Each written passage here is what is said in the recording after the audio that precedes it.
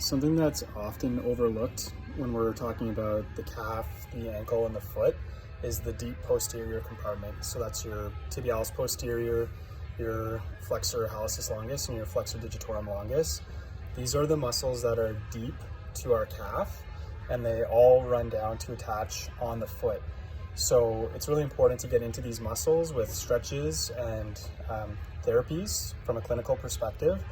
But I really like to use different forms of rolling to address these areas. So I'm going to shoot a video here to show you the different ways that I like to roll into them.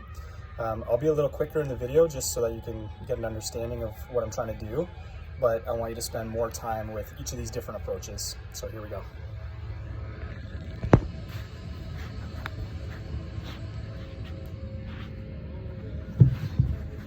So with the roller, you can see the belly of the calf.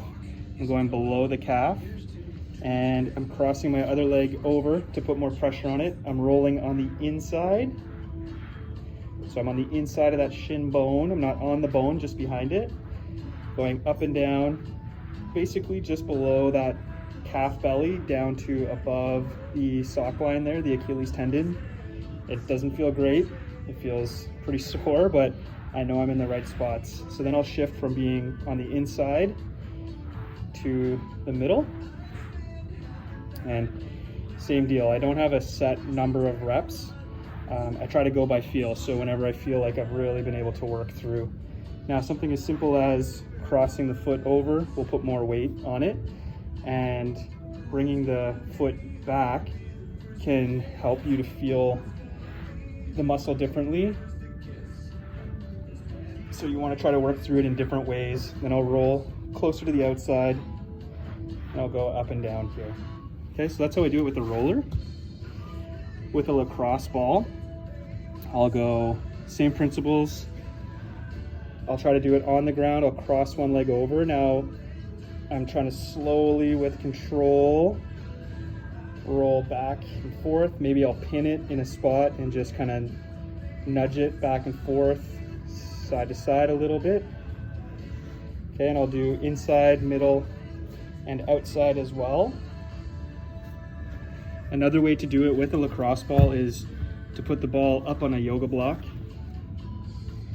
and then put the pressure on the ball.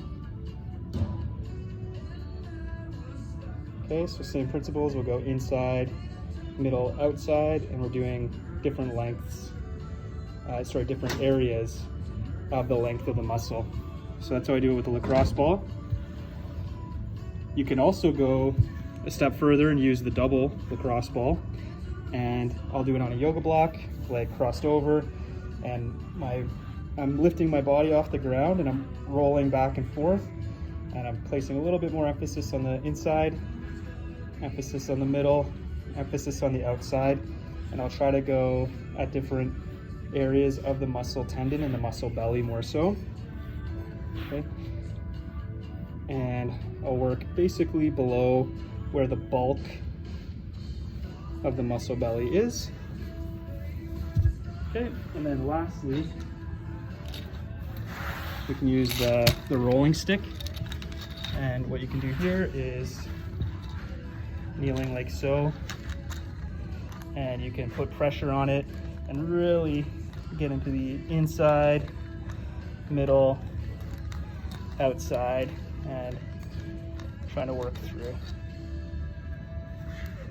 Okay, so try to spend a few minutes on each of those different modalities. So use the double lacrosse ball if you have it, use a foam roller, use a lacrosse ball and the rolling stick. They will all affect the muscle differently, so I like to use all of them. Sometimes I don't do all of them the same day, but the surface area is bigger on a foam roller, smaller on a lacrosse ball, different with the handheld roller, and the degree of pressure that you can put onto the muscles is also different. So give them all a shot.